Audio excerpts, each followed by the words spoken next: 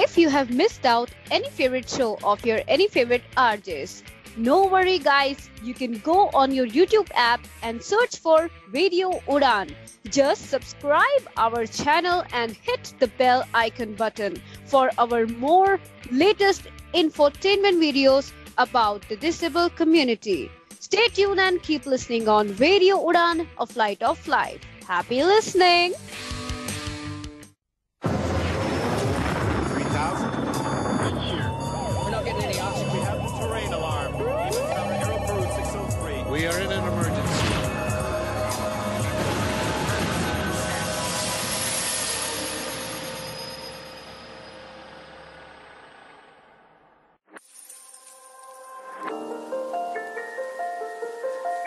In the dark of the night over Red Sea, a pilot struggles to keep his passenger jet under control.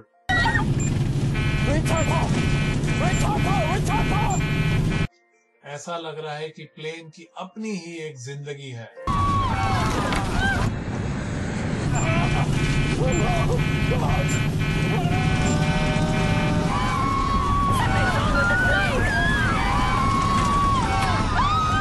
I heard a scream, a noise. After that, I didn't hear anything.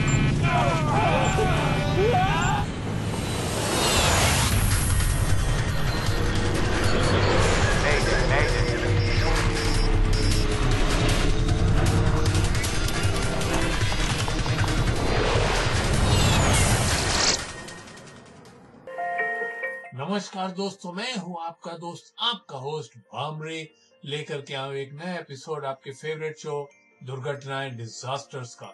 ये show जो आप हर हफ्ते सुनते हैं आपके favourite internet radio station radio उड़ान पे, जो कि है a flight of life.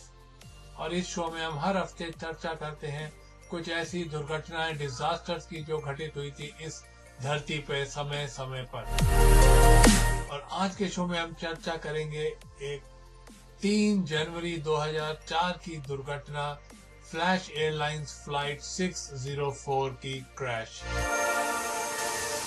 Egypt के जो रेत हैं, दे hide thousands of years of history.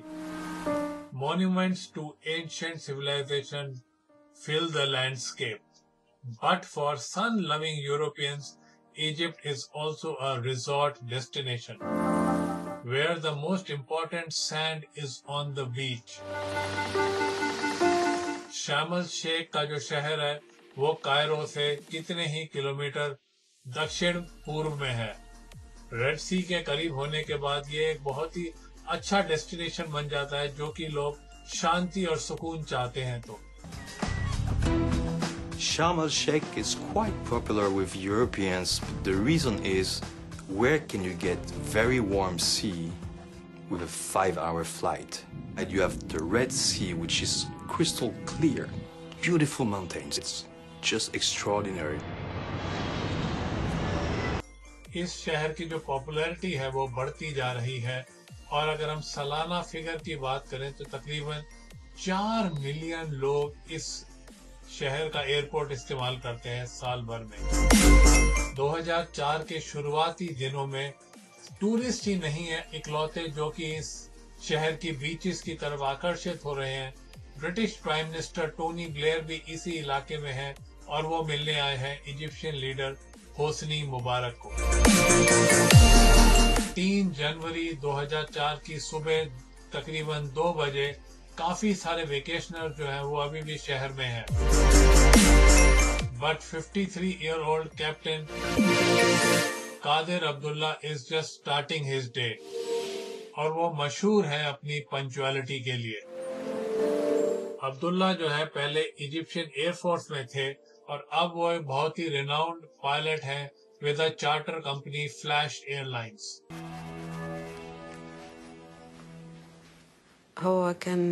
He always liked to pack his own suitcase.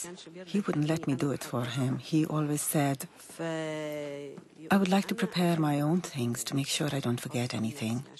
He was very precise on what he wanted and what he would take with him.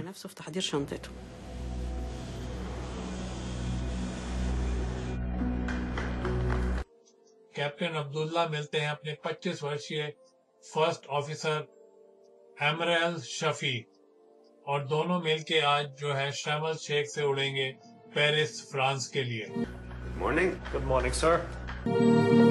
अल शफी जो है वो काफी young है और वो कैप्टन के बेटे के रूप में भी बन सकते हैं। ये जो अर्ली मॉर्निंग फ्लाइट है ये सबके लिए नहीं है। पास्कल मर्सिए और उनके परिवार को भी इस फ्लाइट में जाना था, बट उन्होंने अपने प्लान्स चेंज कर दिए थे। I was booked on the Flash Island flight. When my agency told me that I had to wake up very early and then we had to change planes in Cairo, I said, this is really stupid. I mean, if my daughter was like 2 years old and the other ones were like 6 and 8. So really, I didn't feel comfortable about changing planes and so on. और बाकी passenger के लिए जो cheap tickets Flash Airlines offer करती है, उनके लिए वो जल्दी उठना दिन में वो मायने नहीं रखता। उनको तो चीप टिकट्स जो फ्लैश एयरलाइंस ऑफर कर रही हैं वही उनके लिए काफी है। फ्रांस टूलिए अपने पूरे परिवार को लेके इजिप्ट आ गए थे और उनको एक ब्रेक की जरूरत थी। My brother-in-law had just lost his father, so he brought his children, his mother, and his wife there just to have a good time. Not to see the sights or anything, just to have a good time. That's what Sharm el Sheikh is known for. Fatima Hijazi is also heading back to Paris after a vacation at the Sharm el Sheikh. वो जो कि 5 बच्चों की माँ थी, वो अकेले ही travel कर रही हैं। उड़ान भरने से पहले वो अपने भतीजे को कॉल करती हैं फ्रांस, पेरिस में।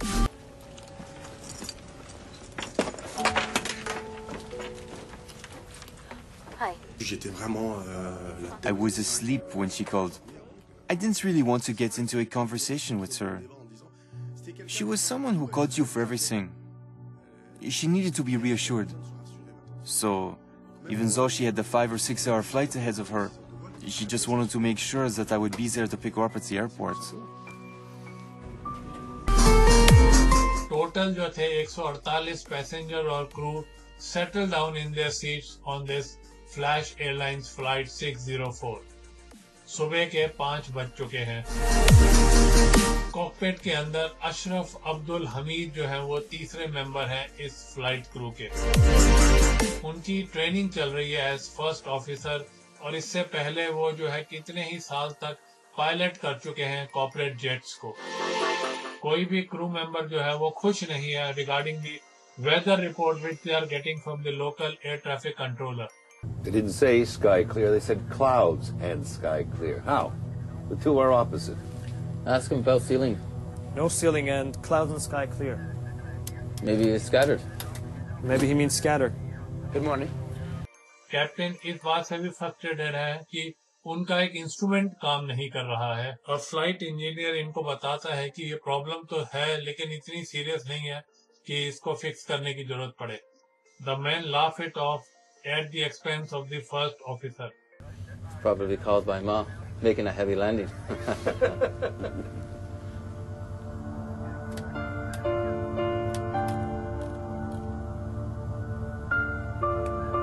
Good morning, ladies and gentlemen. On behalf of Captain Kadir and his entire crew, we welcome you on board Flash Airlines Boeing 737-300.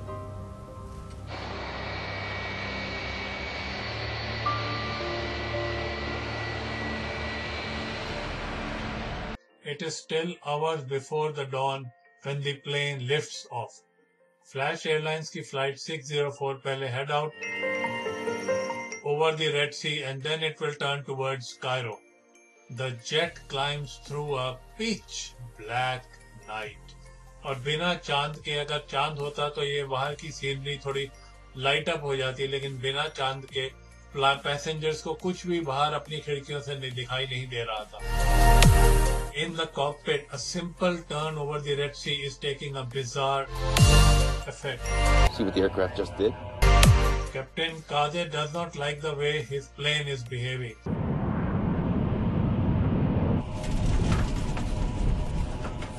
Turning right, sir. Why? Aircraft is turning right. Turning right? How turning right? Plane को Cairo के लिए जाने के लिए left turn लेना था, लेकिन वो जो है उल्टी दिशा में मुड़ रहा है. It is taking a right turn. Okay. Well, The captain tries his best to get the plane back on the course, but his situation is turning worse.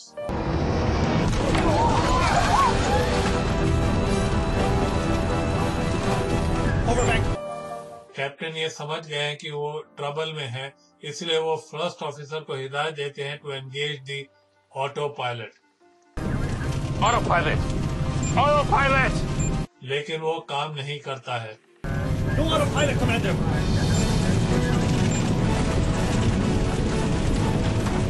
The Boeing 737 is now flying completely on its side.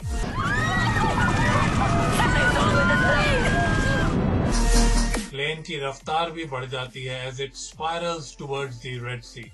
Take off करने के कुछ मिनटों बाद ही the plane is out of control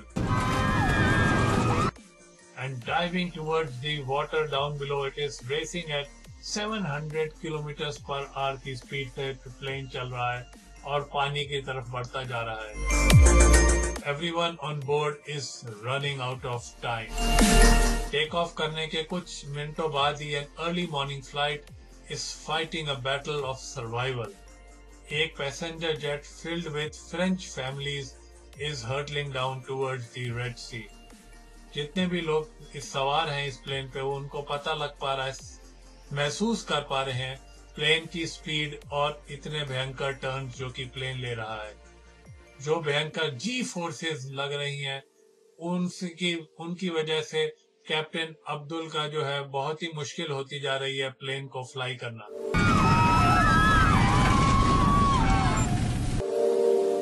Ashraf Abdul Hamid जो तीसरे member हैं इस फ्लाइट क्रू के, वो कैप्टन को रिक्वेस्ट करते हैं कि वो प्लेन की स्पीड कम करें.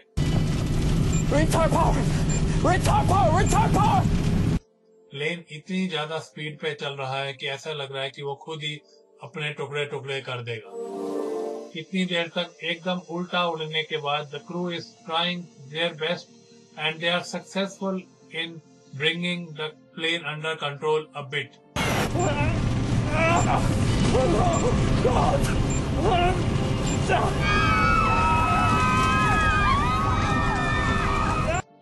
इसके बाद उनको मिलती है ग्राउंड प्रॉक्सिमिटी वार्निंग.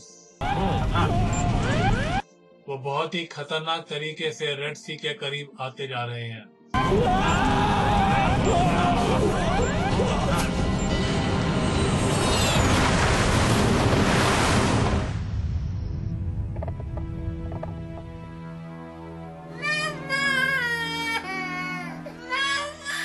पास्कल मर्सिए और उनका परिवार एक बीच फ्रंट होटल में रुके हुए हैं.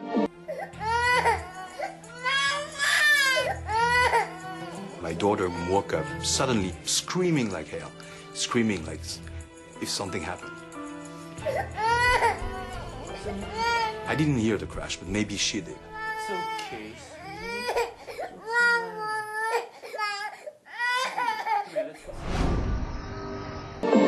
ये सुबह के 5 बजे से कुछ पहले की बात है.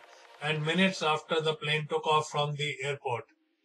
वो लोकल रेडार स्क्रीन से गायब हो चुका है. अब जब फाइनली दिन निकलता है तो the crash site is found और रेस्क्यूअर्स के लिए कुछ भी नहीं है वहां बचाने को. The plane shattered on impact. एक पोस्ट कार्ड मिलता है और उस पर लिखा हुआ था this card will arrive after me. Pieces of debris litter the place, but most of the plane जो है नीचे पानी के नीचे चला गया है. कोई भी सर्वाइवर नहीं है उस क्रैश में. जितने भी 148 लोग सवार थे उस प्लेन में, उन सब की मौत हो चुकी है. फ्लैश एयरलाइंस फ्लाइट 604 को चार्ल्स डे गॉल एयरपोर्ट में उतरना था सुबह पेरिस में. जो लोग इस प्लेन पे सवार थे उनके दोस्त और रिश्तेदार एयरपोर्ट पे वेट कर रहे थे. और अथॉरिटीज ने पहले क्या किया, अथॉरिटीज ने पहले डिलेड इस फ्लाइट का स्टेटस बताया और उसके बाद धीरे धीरे ये खबर खोली कि प्लेन का एक्सीडेंट हो गया है. They ask me, are you waiting for someone from Sharm el-Sheikh? You say, yes. Then they say, could you come with us? We are going to take you to a hotel. At the hotel, we'll explain it all to you. It was very strange since we were greeted in an hotel and we passed people who were leaving happy because they were looking for the same information as us, but their families were not on the list. They came with a paper in hand. Here, yes, Madame Hijaji, Fatima. We apologize that you have to learn it this way, but she's dead. Later on his voicemail, Muhammad Hajima listens to the voice message sent by Fatima during the flight. I heard a scream, a noise. After that, I didn't hear anything. Captain Qadir's wife hears the news about the crash from her son. My son called me from abroad and told me that he had heard there was an accident in Flash Airlines.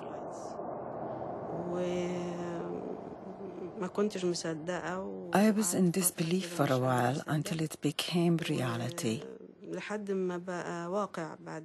It was a very big shock for me. In the hotel, the workers checked the empty rooms of those persons who were there on that flight. पर एक room तो अभी भी occupied है. Mr. Mercy. This guy from the hotel staff, began to cry.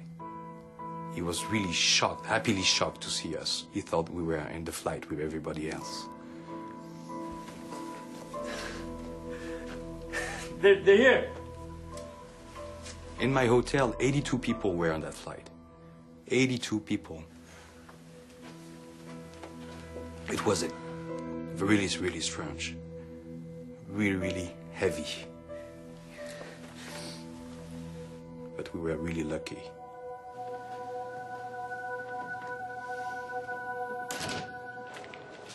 Plane से कोई भी मेडे call नहीं आई थी और ना ही कोई जो एयर ट्रैफिक कंट्रोलर उनको किसी प्रॉब्लम के बारे में बताया गया था by the crew of that inflated plane. ऐसी भी संभावना जताई जा रही थी कि प्लेन जो है उड़ने के सिर्फ कुछ चंद मिनटों में ही क्रैश हो गया था. तो हो सकता है किसी ने उस प्लेन में बॉम्ब भी प्लांट कर दिया हो. The plane had just taken off and it looked very strange why this accident happened so quickly after takeoff. जब इन्वेस्टिगेटर्स प्लेन का फ्लाइट पाथ को सर्वे चेक करते हैं तो उनके सामने जो बात आती है वो ये कि प्लेन जो है सीधा उसी शहर के ऊपर से गुजरा होगा जिस शहर में होस्नी मुबारक ने एक वेकेशन होम रखा हुआ है. ये उस घर के भी नजदीक है जहाँ पे कि British prime minister Tony Blair और उनकी फैमिली रुके हुए थे.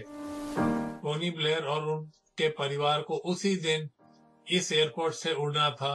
तो क्या होता है कि प्राइम मिनिस्टर के आसपास की सिक्योरिटी को बढ़ा दिया जाता है. क्रैश के 2 दिन बाद authorities receive a phone call. Yemen के टेररिस्ट जो है रिस्पॉन्सिबिलिटी लेते हैं इस क्रैश की. ये एक प्रोटेस्ट है. फ्रेंच गवर्नमेंट ने जो हिजाब है उसको बैन कर दिया है इन पब्लिक प्लेसेस. इसलिए वो प्रोटेस्ट कर रहे हैं. ये फोन कॉल और कितनी ही अफवाह फैली हुई थी इजिप्ट में. उसकी बाद जो है फिर भी इन्वेस्टिगेटर जो है टेररिज्म को रूल आउट कर देते हैं. If you have a wreckage distributed on a very large area, that means the plane was disintegrating in the air, and due to an explosion, it would be disintegrating on a wide area. In this case, there was very, very few pieces, and all located in a very small area. So this indicated that the plane was intact and went into the water intact. और अगर वो terrorism नहीं थी तो किस कारण से इतनी जल्दी प्लेन जो है आसमान में से गायब हो गया था उड़ने के बाद. The investigators face an enormous challenge. The plane has sunk below the surface of the Red Sea. Divers को जो है शार्क से भी बचना था, जो कि इस क्रैश साइट पे कितनी ही आ चुकी थी। रेस्क्यू टीम को मिलती हैं कुछ शव बिल्कुल इंटैक्ट। प्लेन का ज्यादातर हिस्सा और काफी पैसेंजर जो है वो नीचे पानी के नीचे संक कर गए हैं ऑफ द रेड सी। सबसे पहला काम इन्वेस्टिगेटर्स के लिए वो ये है कि इस प्लेन के ब्लैक बॉक्स को ढूंढा जाए, द कॉकपिट वॉइस रिकॉर्डर और flight data recorder. And if they had survived the crash they would be now on the seabed, but this part of the Red Sea has never been chartered.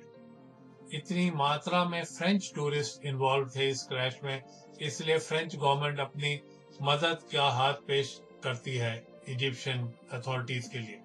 French immediately responded by sending a boat specially equipped with robots to search the bottom of the sea. लेकिन जो wreckage है वो काफी गहराई में पड़ा है। The sub which the French boat has, it cannot survive the pressure at the bottom of the sea. The investigators desperately need another submarine. लेकिन they are running out of time क्योंकि black box जो है एक signal देता है, लेकिन उसकी battery जो है वो 30 दिन के बाद खत्म हो जाती है। और अगर एक महीने के अंदर अंदर इनको ब्लैक बॉक्स नहीं मिलता है तो इस फ्लाइट की मिस्ट्री जो है, रहस्य जो है, कभी भी सॉल्व नहीं होगा। Getting to the black boxes before the time the pingers stopped transmitting was always a very worrisome aspect to all the investigation team. Everybody was working 24 hours round the clock to try to salvage these and try to locate them first. As the investigation continues, the families and friends of those who had died mourn their death.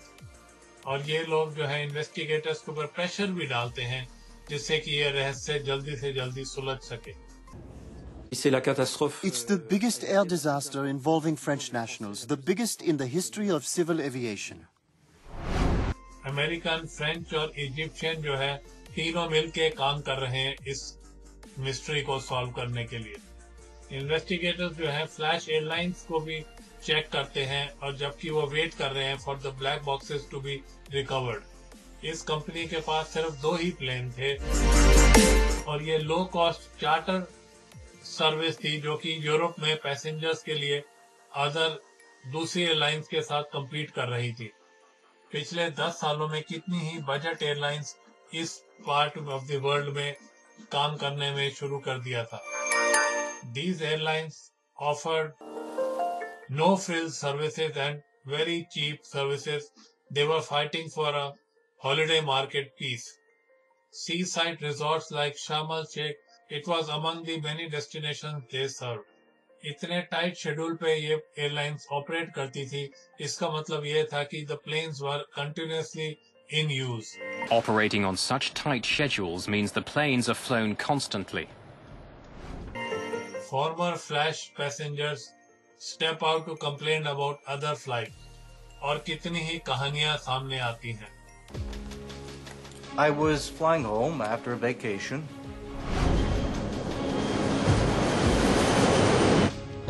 Crash के 1 साल पहले while flying from Sharm el-Sheikh to Bologna, one passenger notices flames coming out of the flash jet. Hey, the engine's on fire. Look. Please. The flaming aircraft is forced to make an emergency landing. Hey, the engine's on fire. Look. Please.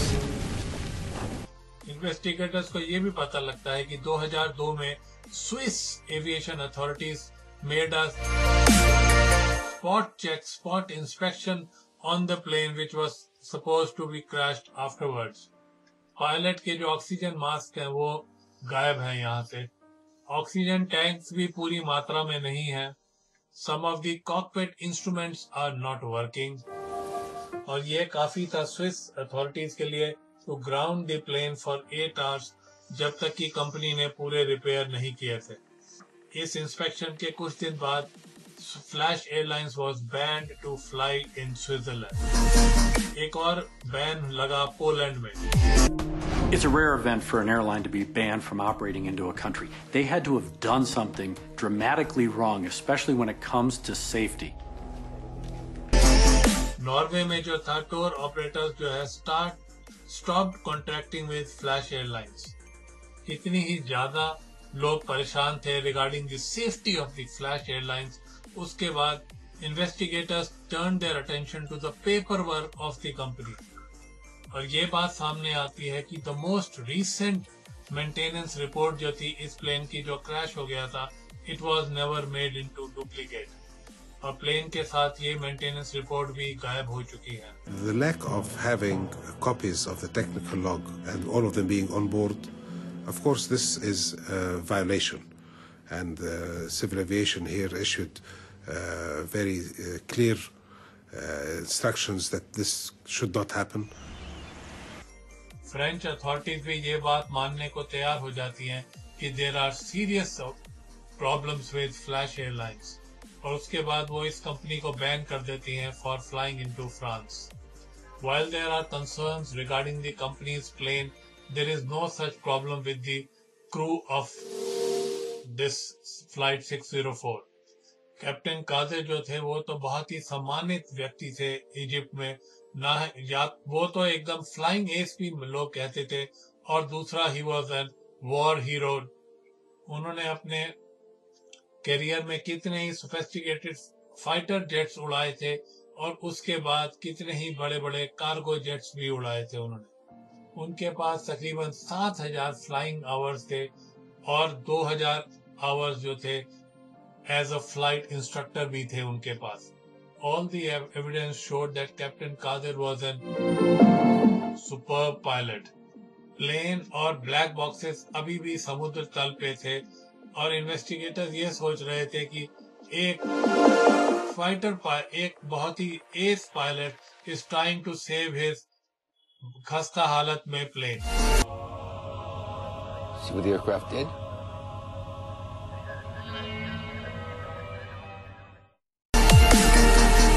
On a pitch black night on January 3rd, Flash Airlines का एक plane it spiraled towards the Red Sea and killed all 148 persons on board this aircraft।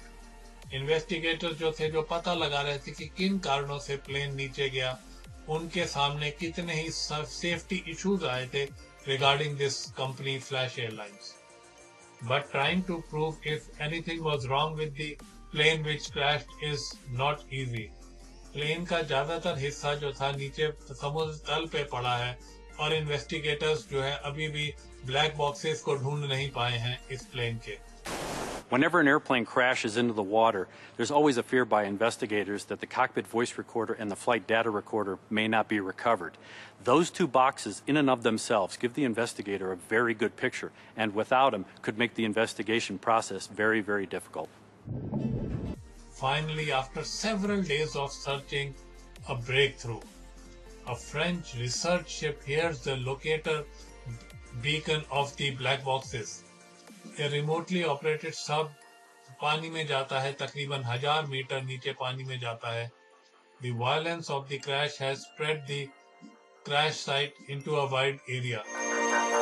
Crash के 15 दिन के बाद दोनों चीजें यानी कि कॉकपिट वॉइस रिकॉर्डर और flight data recorder are recovered from the seabed. Investigators के पास फाइनली अब एक हार्ड सबूत उनके पास है। इजिप्शियन, फ्रेंच और अमेरिकी टीमें जो है इन चीजों को, ब्लैक बॉक्सेस का मुआयना करते हैं इन Cairo. After the 2 black boxes are found, the salvage effort is wrapped up। कुछ छोटे टुकड़ों के अलावा बाकी जो सारा प्लेन है वो इतनी गहराइयों में चला गया है कि उसको उठा पाना आसान काम नहीं होगा। इसके आगे कंटिन्यू करने की जो खर्चा होगा वो बहुत ज्यादा होगा। इन्वेस्टिगेटर्स अब कंसंट्रेट करते हैं कि जो चीजें उनके पास है उससे ही कुछ हल निकल आए इस मिस्ट्री का। उनका ऐसा मानना है कि जो ब्लैक बॉक्सेस है उससे जो है आखिरी के कुछ क्षण पता लग पाएंगे of this doomed plane. One of the things we did to depict the path of the aircraft was we created an animation based on the data we got from the flight data recorder and from radar. Flight data recorder से एक devastating picture सामने आती है. Shortly after they take off, the plane takes a left turn, which it was supposed to take. लेकिन जल्द ही it started banking और दूसरी दिशा में बैंक करना शुरू कर देता है प्लेन. कॉकपिट वॉइस रिकॉर्डर से पता लगता है कि ये जो टर्न हुआ था गलत दिशा में, it caught the captain off guard. Turning right, sir. What? How turning right? Analyzing the cockpit voice recorder, it showed that the pilots were experiencing definitely some kind of an abnormality, a problem that they could not understand. तो investigators flight data में ही कुछ खोजने की ढूंढते कोशिश करते हैं जिससे कि प्लेन का जो इतना बिजार बिहेवियर हो रहा है वो किस कारण से हो रहा है. शायद कोई मैकेनिकल फॉल्ट होगी जिसकी वजह से प्लेन जो है इतना ऑफ कोर्स जा रहा था. इस बात का भी चीजें सामने आती हैं कि उस फ्लैश एयरलाइंस के प्लेन में कुछ प्रॉब्लम थी before it took off. On the runway the captain and the ground engineer are discussing an electrical malfunction, but it is difficult from the cockpit voice recorder to identify what the actual problem was. Especially electrical. On n'a pas de certitude sur le dispositif. We can't be sure which equipment was being referred to by the aircraft captain and the engineer when they were discussing faulty equipment. Not enough parts were brought up from the bottom of the sea to be able to determine that. Pour pouvoir dire. And tragically, the ground engineer was also on the flight. We believe from the data we are looking at in the flight data recorder that there is a very high possibility that the plane was tending to turn to the right by itself. लेकिन आखिरकार क्या गलत हुआ था? A thorough accident investigation जो है कई साल लग जाते हैं उसको पूरा होने में. But in the case of flight 604, there are unique challenges. The problem with accident investigation is that it's very time consuming and resource intensive, especially when we don't have an airplane to physically look at. You want to be absolutely sure of the facts, conditions, and circumstances before you publish that information. जितने भी परिवार के लोग थे और दोस्त थे जिन लोग मारे गए थे इस क्रैश में, they are getting more and more frustrated. और जैसे महीने बीतते जा रहे थे, they demanded answer. We were led to protest outside the Egyptian embassy because we had no news. 11 months after the disaster, we had no message, no information. Shortly after the protest, the Egyptian authorities released a factual report. उसमें जो सारी information थी black boxes से मिली हुई वो उसमें थी, लेकिन रिपोर्ट किसी कंक्लूजन पे नहीं पहुंची थी कि किस कारण से प्लेन क्रैश हुआ था. Ladies and gentlemen, good evening. जितनी भी एक कॉम्प्लेक्स सिचुएशन थी, इन्वेस्टिगेटर्स के पास अभी कोई जवाब नहीं था. सिर्फ एक ही काम वो कर सकते थे कि वो अपनी खोजबीन जारी रखें. इन्वेस्टिगेटर्स कितने ही पॉसिबल सिनेरियोस डिस्कस करते हैं कि किस कारण से प्लेन का इतना बेजार बिहेवियर हुआ था. You look into every hypothetical scenario that would create a similar profile. And then you see if this profile fit the data that you have put together. 50 different theories को examine किया जाता है in minute details. In the process of looking into all the possible hypothetical scenarios, we proceeded by eliminating those that did not fit the data. Investigators America भी जाते हैं to test these possible scenarios in a sophisticated stimulator. अगर वो stimulator को force कर सकते हैं to repeat what data they have, तब वो जान पाएंगे कि किस कारण से फ्लैश एयरलाइंस की ये फ्लाइट क्रैश हुई थी. रिपोर्ट्स जो है वापस कायरो लाई जाती हैं और सिर्फ 4 मैकेनिकल फॉल्ट ही हैं जिसके कारण से ये पता लगाया जा सकता था कि किस तरह फ्लाइट क्रैश हुई थी। और जो उस प्लेन के फ्लाइट पाथ को फॉलो करती थी, सिर्फ 4 ही मैकेनिकल प्रॉब्लम थी। इन्वेस्टिगेटर्स ये बात जानते थे, the key to the crash is to find out why the plane went off course. These 4 scenarios were all related to what would cause an uncommanded bank. So we were left with these as causes that we could not rule out. 2 of the scenarios involve the spoilers on the plane's right wing. Spoilers lift up from the top surface of the wings, slowing it down. By producing a drag or spoiling the airflow, they help the plane turn. If the control wing or the cables जो कि spoilers को जा रही थी, they had jammed, उस स्थिति में plane जो है ऑफ कोर्स चला जा सकता था। स्पॉयलर्स में प्रॉब्लम एक एक्सप्लेनेशन है, बट इस बात का कोई फिजिकल प्रूफ नहीं है इन्वेस्टिगेटर्स के पास। और चूंकि मेंटेनेंस प्रॉब्लम थी फ्लैश एयरलाइंस के प्लेन में, कोई भी उनकी प्रॉब्लम स्पॉयलर्स से रिलेटेड नहीं थी। टीम जो है अब एक दूसरा ही एक्सप्लेनेशन की तरफ ध्यान केंद्रित करती है अपना। एक और potential cause of the plane's crash is the plane's ailerons. This part of the plane's wing controls the angle at which the plane turns. A malfunction to the ailerons would have produced the plane to roll on its right side, लेकिन इस बात का भी कोई physical proof नहीं है investigators के पास। और अगर क्रू इस प्रॉब्लम को फिक्स नहीं कर पाए होंगे तो plane would have spiraled into the sea. But as the so-called aileron trim runaway would have produced the path similar to the flight path of the plane which had crashed, there is no physical proof of it. And this aileron trim runaway could have been fixed by the pilots at their end. All he would have had to do was overpower using more force to move the control wheel in an opposite direction. Overbanked. जब वो cockpit voice recorder की आवाजें सुनते हैं, Autopilot.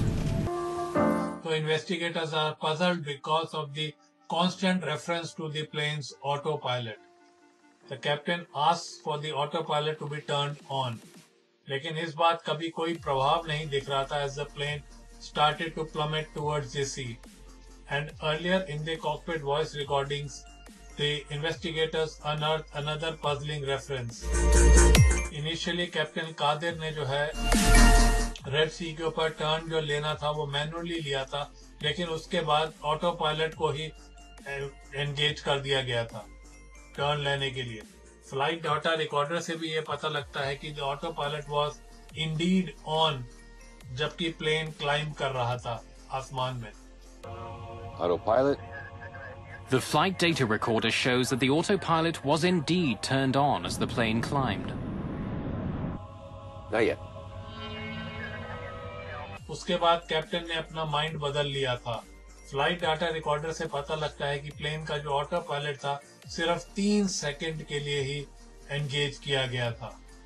Investigators ये भी सोच रहे हैं कि क्या पता ऑटो पायलट ने माल फंक्शन कर दिया हो और वो वाकई में प्लेन उसके कमांड में था। हो सकता है प्लेन का ये ऑटोमेटेड सिस्टम ऑन रह गया हो and it was in command of the plane and when it turned right, even though pilots को ये लग रहा हो कि उन्होंने ऑटो पायलट को डिसएंगेज कर दिया है। The malfunction of the autopilot, of course, took a lot of work from us because it was nearly impossible to show that it did not happen and quite impossible to show that it did happen.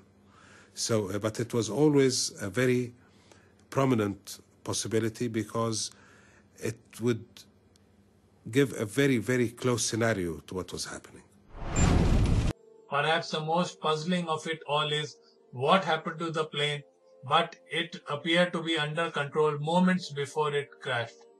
Moments before the impact, the captain seems to be in command of his plane. और अगर कोई crippling mechanical problem थी plane के साथ, so why did it disappear at the last moment? some members of the team want to consider something else beside the mechanical problem. और वो था खुद pilots. I think the major concern for the United States was that the human factors elements of this accident weren't thoroughly explored. And perhaps the high esteem given to the Egyptian pilots was coming in the way. In Egypt, pilots are very respected, and in particular, Air Force pilots are very highly regarded. For the past 26 years, the country's president has been a highly decorated Air Force officer. In an environment like this, the pilot is somewhat immune to suspicion. When something goes wrong, the natural tendency is to blame the equipment. और इस flight में तो pilot was a war hero with thousands of our experience. और flight data recorder को फिर से एक बार study करने के बाद इन्वेस्टिगेटर्स को एक बहुत ही पेक्यूलियर चीज नजर आती है. Even before the plane's bizarre turn towards the right hand side, three things happen at the same time. Instead of a smooth left turn, plane जो है इस टर्न से जल्दी बाहर आ जाता है. The nose starts to rise and the plane की speed जो है वो डिक्रीज हो जाती है नोटिसेबली. और इस वक्त पायलट कुछ भी नहीं कहता है. ऐसा लगता है कि शायद उनको अपने प्लेन के इस 3 चेंजेस में के बारे में कुछ पता ही नहीं हो. I've flown out of Sharm el-Sheikh at night time and in the same type of aircraft. And in no way should the pilot allow the airspeed to drop by as much as 30 knots, or the bank angle to change beyond 5 degrees without clearly stating the reasons for the change in the flight path. Some investigators consider a provocative theory, which might explain this seemingly bizarre behavior. ऐसा भी हो सकता है कि Captain Qadir would have been affected by vertigo. Vertigo is a physiological condition that would exist with any person, not just pilots, and it's based on the inner ear. Over a dark ocean, without a defined visual horizon, no ground lights, the pilot may not be able to perceive visually whether he was flying up, down, left, or right. And if the fluid in his inner ear was moving or he tilted his head, that may induce a sensation, a physiological sensation, that may cause the pilot to believe the airplane is flying straight and level when it's actually turning. Plane का जो flight path है, it is ideal for creating a sense of vertigo. The Flash airline jet flew off in a moonless night. Captain Qadir was flying the plane manually and he was turning as he climbed. Flying over dark waters, Captain Qadir के लिए बहुत ही मुश्किल होगा जज करना कि वो किस तरफ उड़ रहे हैं. Roger, when ready, inshallah. Left turn to establish 306, Sharm VOR.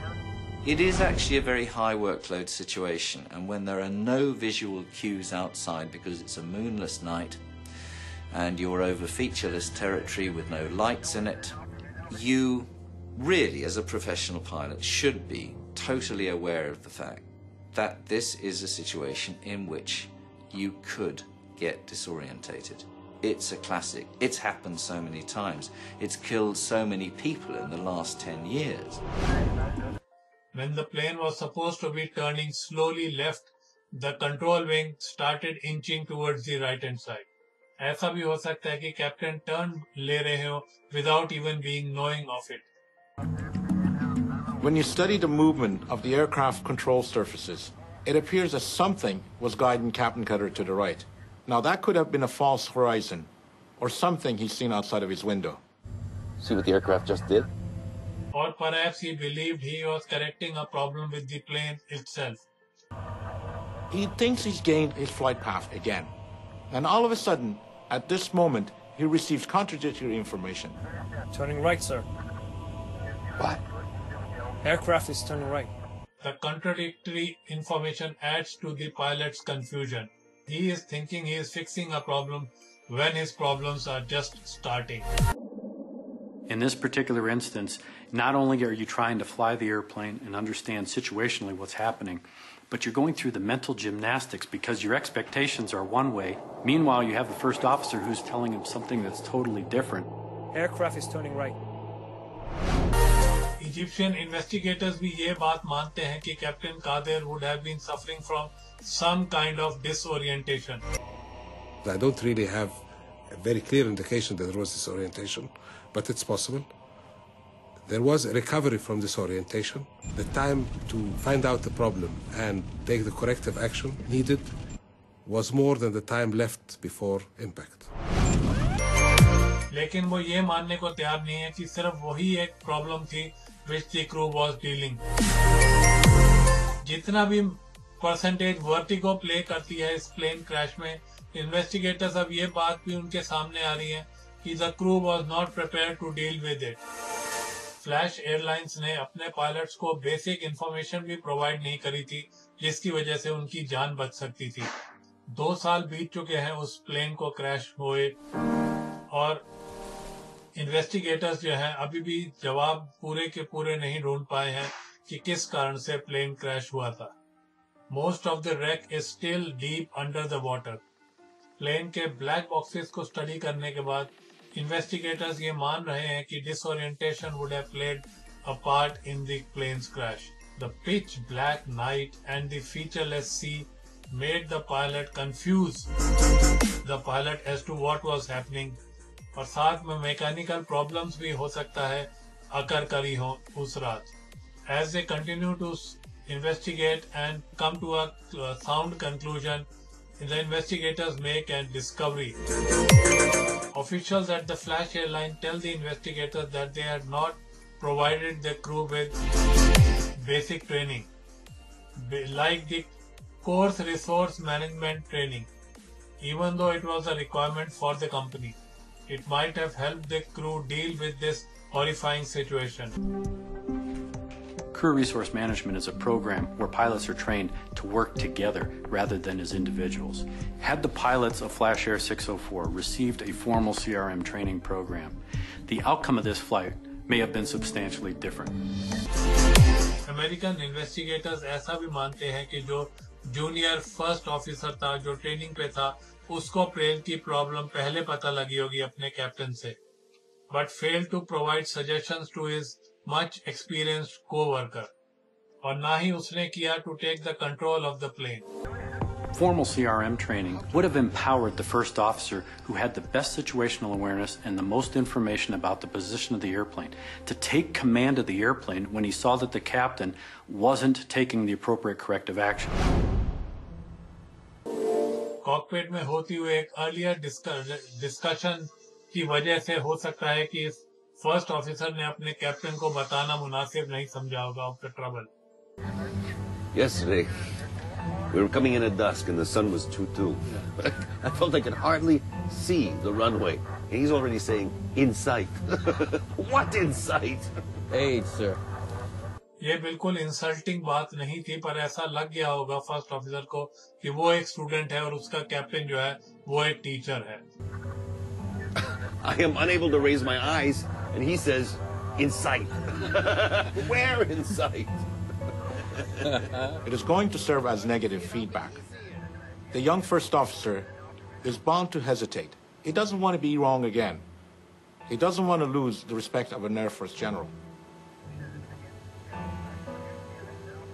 In a crew, an effort must be made to bring together people who are able to co-pilot, not a crew in which one person pilots and the other person looks on without saying a word. पर captain और उनके first officer दो ही नहीं थे cockpit में. एक और इंसान भी था जो कि फर्स्ट ऑफिसर से कहीं ज्यादा एक्सपीरियंस था और उसने भी कुछ नहीं कहा until the final seconds of the flight. Otherwise, how will we know when we clear the cloud? We hear him speak very clearly and very openly all during the time before the engine startup. He was in conversation with the first officer and with the captain. So this experienced person, being very quiet all through, we believe that if he saw any of the crew members doing something that he should not be doing, or not doing something that he should be doing, would have said something. Retard power! Retard power! The only word he said was, retard the throttles at the later stage of the event. Shows that that's the only thing he saw that should be done. और ऐसा भी बात है कि co-pilot ने अगर control plane का जल्दी ले लिया होता तो ये भी बात शक नहीं है कि वो सबको बचा सकता था कि नहीं. And whatever happened on flight 604, it happened very quickly. और चूंकि प्लेन ने अभी टेक ऑफ किया था तो क्रू के पास बहुत कम था to react before it crashed into the sea. The final report इस क्रैश की फ्लैश एयरलाइंस की फ्लाइट 604 की वाज रिलीज्ड इन मार्च 2006 और क्लियरली कोई जवाब नहीं था उस रिपोर्ट में। इजिप्शियन इन्वेस्टिगेटर्स ने कहा था कि any of the 4 mechanical problems could have crashed the plane और उन्होंने कहा कि disorientation would have played a role लेकिन वो इकलौता कारण नहीं था क्रैश का। और American investigators they refused to blame the plane और उनके मुताबिक प्रॉब्लम जो थी वो एयरलाइन में थी जिन्होंने अपने क्रू को प्रॉपर ट्रेनिंग नहीं दी थी। The pilots are responding based on skills, abilities, knowledge, and what they got out of training. If the training was deficient, that's a company responsibility. Crash के 2 महीने बाद flash airlines went out of business. और एक और चीज जो सामने आई वो ये थी इस इंसिडेंट के बाद कि the aircraft security violations would be judged very harshly. The Flash Airlines crash gave the final political impetus to a move to create a European blacklist where if one state banned an airline, then all the other European Union states would automatically ban that airline also. The Egyptian investigation concluded with a very important recommendation. We have recommended that some kind of training or awareness program should be made to be able to have a pilot observe another being disoriented early and what he should do to first maintain safe flight, second to pull the pilot from his disorientation back to orientation. Was there a mechanical problem at the heart of the crash? Investigators ये बात कभी भी जान नहीं पाएंगे क्योंकि plane का ज्यादातर हिस्सा नीचे समुद्र तल पे है। इन्वेस्टिगेटर्स और जो लोग प्रभावित हुए थे इस क्रैश से उनके मन में हमेशा ही सवाल रहेंगे कुछ ना कुछ।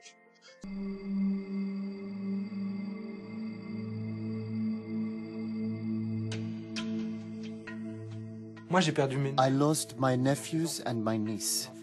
They were just kids. What future would they have had? How can you put a price on that? What a waste.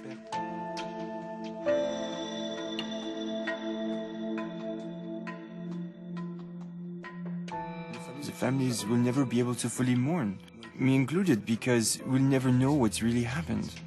So दोस्तों इसी के साथ खत्म होता है हमारा आज का एपिसोड आपके फेवरेट शो दुर्घटनाएं डिजास्टर्स का। ये शो जो आप हर हफ्ते सुनते हैं आपके favourite internet radio station radio उड़ान पे, जो की है अ फ्लाइट ऑफ लाइफ। और इस शो में जिसमें हम चर्चा करते हैं अलग अलग समय में घटित अलग अलग दुर्घटनाएं डिजास्टर्स की। और आज के शो में हमने चर्चा करी थी जनवरी 2004 की एक दुर्घटना, the crash of the flash airlines flight 604।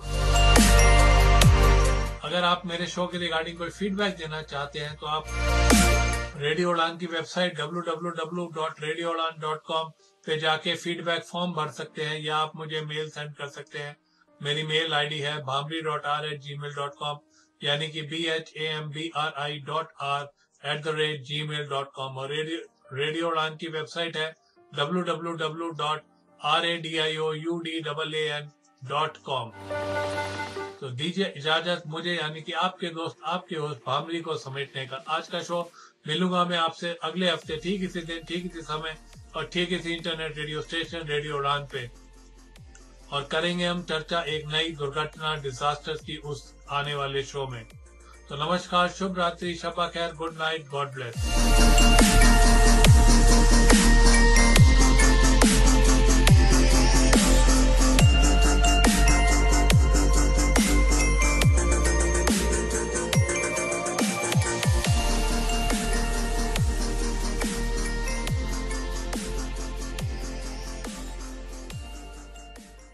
Radio Udan. Radio Udan. Radio Udan. A flight of life.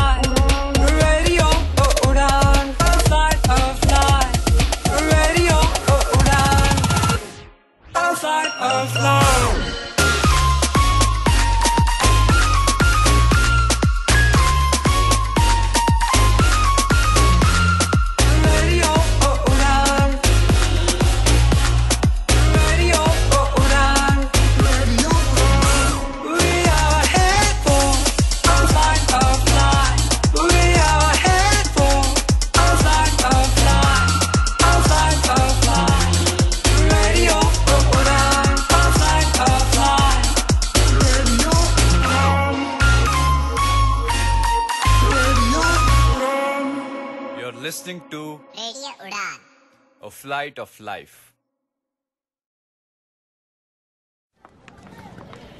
यार सुमित, एक बात पूछूं? हाँ पूछो। तुम्हारे सारे फ्रेंड्स स्टिक यूज करते हैं, पर तुम क्यों नहीं करते? यार मुझे स्टिक के साथ चलना बहुत अटपटा लगता है और लुक भी तो बिगड़ जाती है ना अपनी। अच्छा, मुझे तो ऐसा बिल्कुल नहीं लगता। तुम 1 मिनट यहीं रुको, मैं जरा अपनी इंस्टॉलमेंट पे करके आती हूँ और कहीं जाना मत यहाँ से। ठीक है।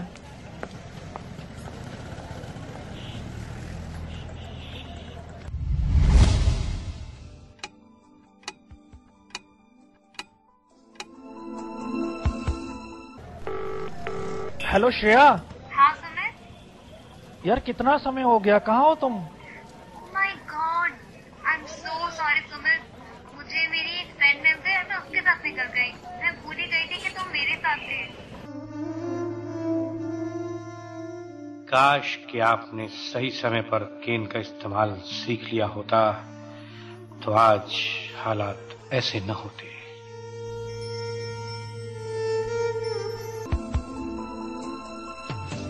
इसीलिए दोस्तों, कीजिए केन से दोस्ती, क्योंकि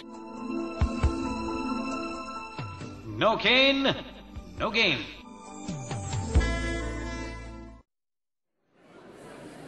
हाँ भी हो गई तैयारी स्पीच की? हाँ हो ही गई। सारे लोग तो पढ़ के देंगे, तू भी ब्रेल में लिख लेती। यार कितने साल हो गए ब्रेल को हाथ लगाए, जब से कंप्यूटर आया ना, ब्रेल को तो छुआ तक नहीं। मुझे याद है, कर लूंगी। Now I would like to call upon contestant number 4. चल तेरा नंबर आ गया, ऑल द बेस्ट।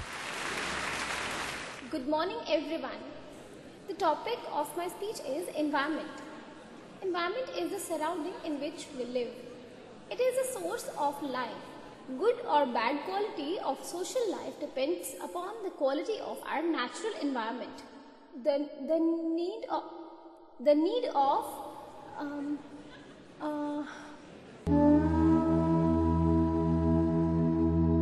काश आपने समय पर ब्रेल सीख ली होती, तो आज इतनी परेशानियों का सामना न करना पड़ता।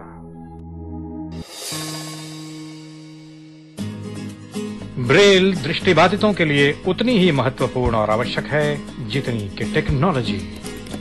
ब्रेल इज अ की towards independent life for the blind.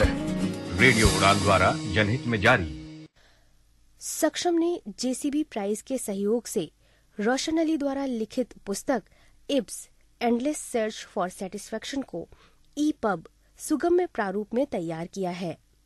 एक युवक इब अपने मानसिक रूप से विक्षिप्त पिता एवं परेशान माता के साथ रहता है। नगरीकरण के उलझाव में जीवन का अर्थ ढूंढते हुए जब उसके साहस का दम घुटने लगता है, तब उसे अप्रत्याशित उत्तर मिलते हैं और अधिक प्रश्न भी। क्या ये कहानी अत्यंत रोचक और रोमांचकारी प्रतीत नहीं होती? क्या आप इसे पढ़ना चाहेंगे? तो लॉग ऑन करिए www.library.daisyindia.org पर।